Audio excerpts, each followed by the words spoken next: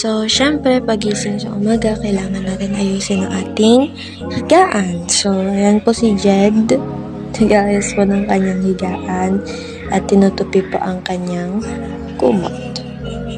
Medyo nahihirapan pa siya dito kung paano niya tutupiin. Kaya natupi niya rin.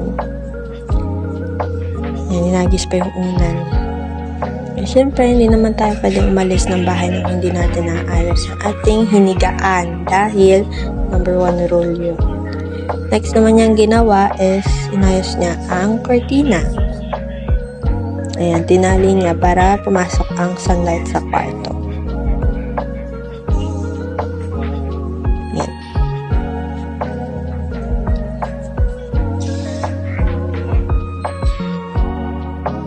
Okay, next is lumabas siya and then yun yung gagawin nito.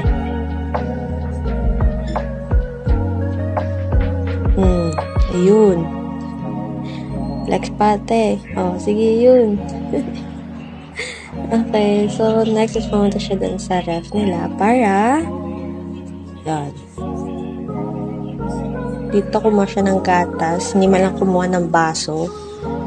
So, kumuha siya ng gatas and uminom siya. For healthy bones, of course. And uminom siya ng tubig. Hindi rin kumuha ng baso. Kumuha ka naman ng baso. Naawa ko sa pitsil. And then, syempre, kukuha siya ng lulutuin niyang ulam, which you will see in a bit. Maya-maya pa. Ayan. So, diba? Crispy burger ng CDO. So, ayan, lumabas na siya and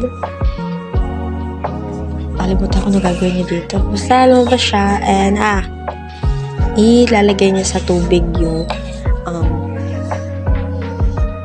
frozen. Kasi yan yung ginagawa pag gusto mo nang lambutin yung meat. So, nalalagay mo siya sa tubig.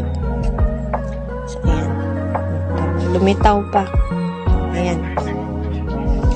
And then, after nyan is lumabas ata siya. Yes, lumabas siya. And ayan, naglakad kasi bibili siya ng gusto niya pang lulutuin, which is noodles pa yun o canton. Hindi ko sure. Ayan. Nasa tindahan na siya. Tama. Bumibili siya dito.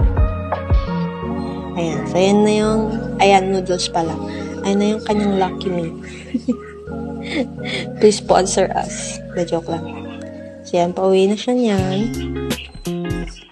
Ayan na siya sa kanilang bahay. Kasi sobrang haba nitong video na to, guys. Kasi nahirapan ako mag-edit. Sobrang haba nito. Ayan. Gabing morning routine yan, be. Napa-early walk ka sa labas dahil sa noodles.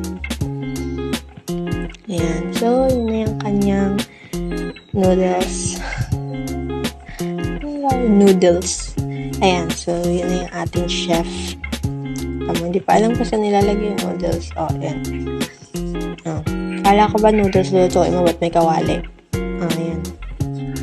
Tingi-tingi ka pa dyan. So, kinuha niya na yung pinadefrost niyang meat kanina or yung burger patty ba tatawag doon. Hindi ko alam. Basta niya na. Kinuha niya. May jump scare pa. Ayan. Kinuha niya na and lagyan niya ng mantika ang pan. Ayan. Preheat. Preheat ba tawag doon? Basta preheat the oil para mainit-init. Mainit-init siya pag nilagay sa Pag nilalagay dito? Asin ba yan, te? Ano nilalagay mo? Masya ng binuksan na.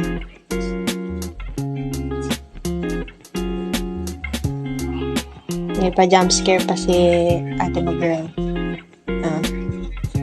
Tama. Takot sa mantika, be. Sino ba naman hindi? No? Lahat naman tayo natatakot sa mantika. So, ayan. Kumuha din pala siya dyan ng hotdog. Hindi ko alam kung saan na siya kumuha ng hotdog. Kumuha siyang hotdog, be. Hindi ko alam saan nanggaling. Basta may hawak na siyang hotdog. Ayan, nagigigil pa yan na hindi mabuksan.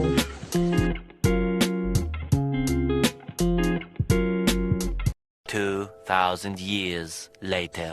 So, ayun, finally, nakuha na ng balat yung hotdog. Ang taon ka dyan, be. So, ayan, so, sinaslice niya ata yung hotdog dyan. Ayan din. Luto-luto niya na yung kanyang burger patty. Burger patty na lang, yung lang crispy burger. Burger patty, and then, nilagay niya rin yung hotdog. Ngiti pa yan. Ayan na ang kanyang niluto.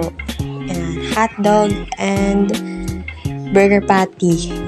Wow, golden brown. Chef na chef ang datingan na, oh. Diba? Hindi kita sa frame, be. Ayusin mo mag-video, be. Hindi kita sa frame. Yung noodles kanina, hindi talaga siya naluto. So, ayan, kainan na. Thanks for watching!